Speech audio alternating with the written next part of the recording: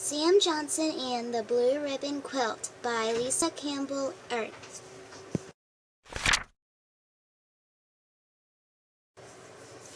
Sam Johnson and the Blue Ribbon Quilt, Lisa Campbell Ernst.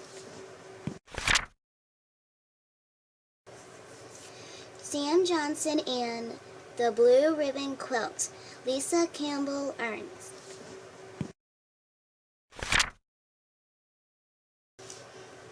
For Lee. Sam Johnson discovered a torn yawning over the pig's pen. One morning while his wife was out of town that evening, he settled down to mend the tear himself, taking pieces of cloth from Miss Johnson's scrap bag to patch the hole.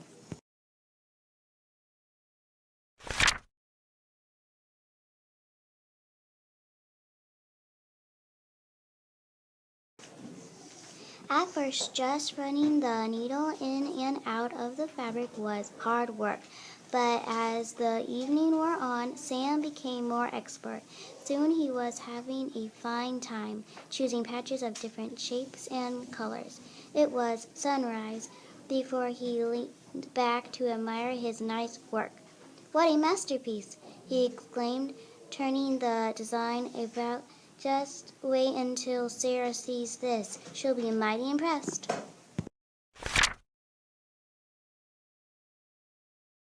By the time Miss Johnson returned that afternoon, Sam was waiting for her on the porch.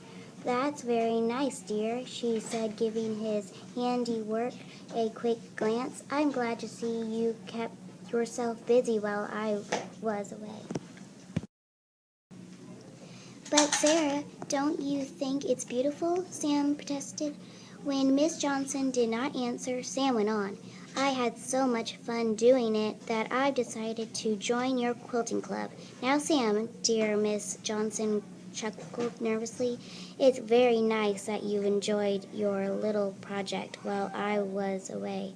But my quilting club, don't get carried away. That's no place for a man to be sewing. It's woman work."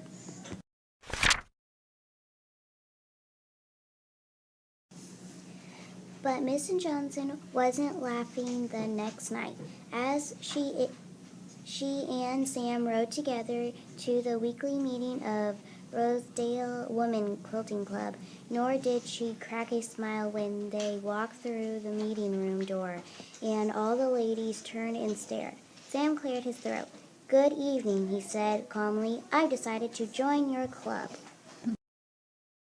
After a few seconds of silence, a small snicker was heard, then another and another. Soon everyone in the whole room was laughing. Everyone, that is, but Sam. "Don't be silly," the club president said. "We can't have a man here bungling everything.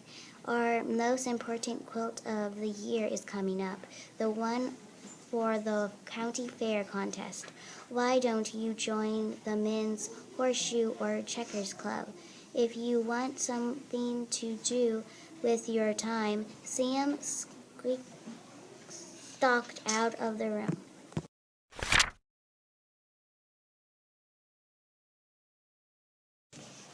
Equal Rights for Men.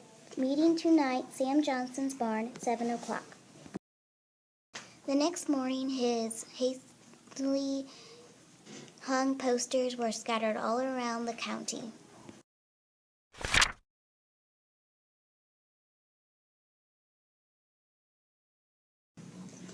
Sam's speech that evening was a rousing one.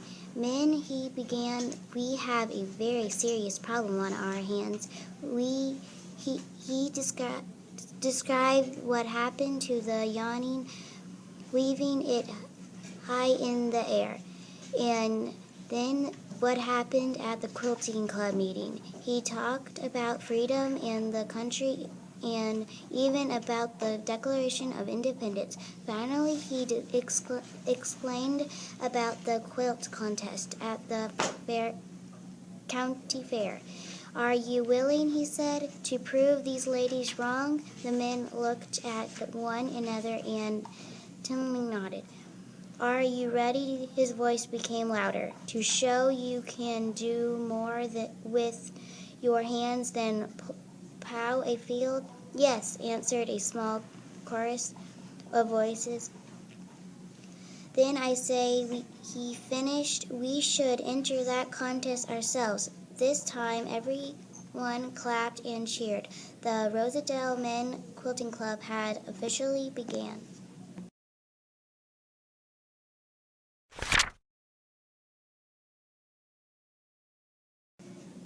The county fair was only a month away, so the men didn't have much time.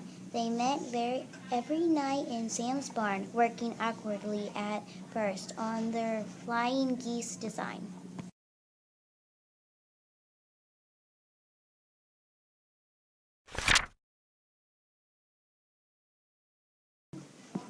Meanwhile, the women were hard at work on their sailboat pattern. In the beginning, they thought the men club was a joke. Quilting is much too delicate a job for men, they agreed soon, though there were doubts. I wonder what their quilt looks like, the women club president said. One evening, I wonder what colors they are using. No one spoke up, but a hush fell over the room as everyone stitched faster.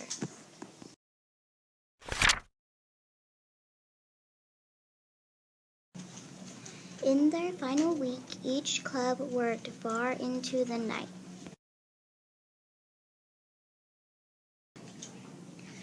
Making their stitches small and neat, their seams straight and exact.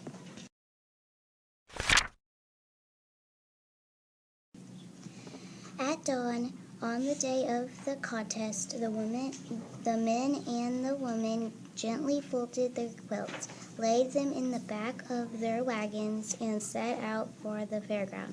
It was a cool, clear morning following a night of heavy rain. Each group wrapped its entry in old blankets to protect it from lingering drops.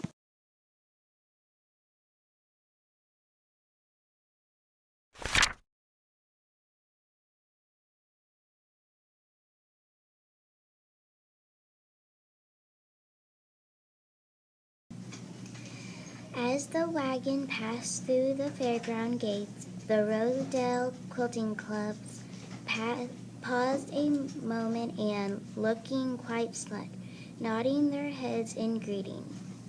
Just then a huge gust of wind blew up and both quilts were swept into the air.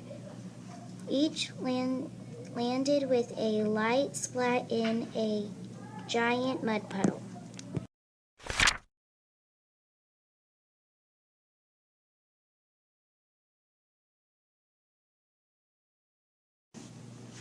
No one could believe what had happened. All that work, Sam Johnson moaned. All those hours and hours, now look, ruined. But then the woman peered at the men's quilt and noticed how beautiful it was. And the man saw for the first time that the woman's quilt was quite beautiful too. You really did a wonderful job, they said to each other. Too bad neither of us will win. Wait, Sam cried as everyone headed back to the wagons. I have an idea.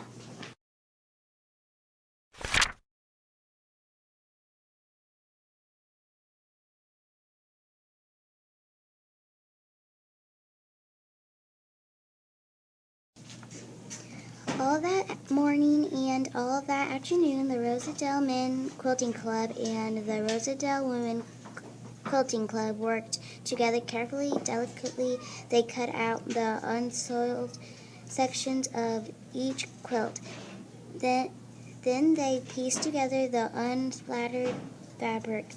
As the sun set, the last stitches were being put in to complete their amazing design.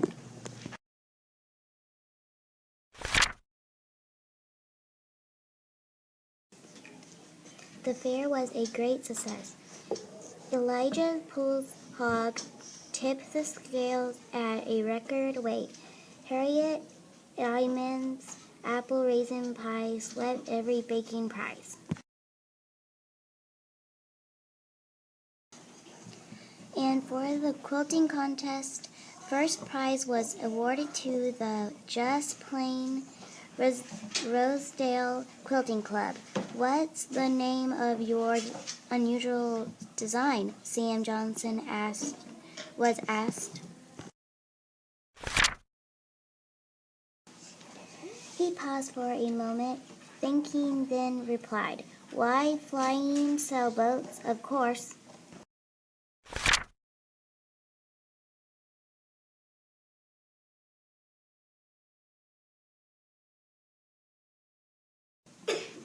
Read by Mara, Lawson Elementary, Jefferson City, Missouri, March 2016.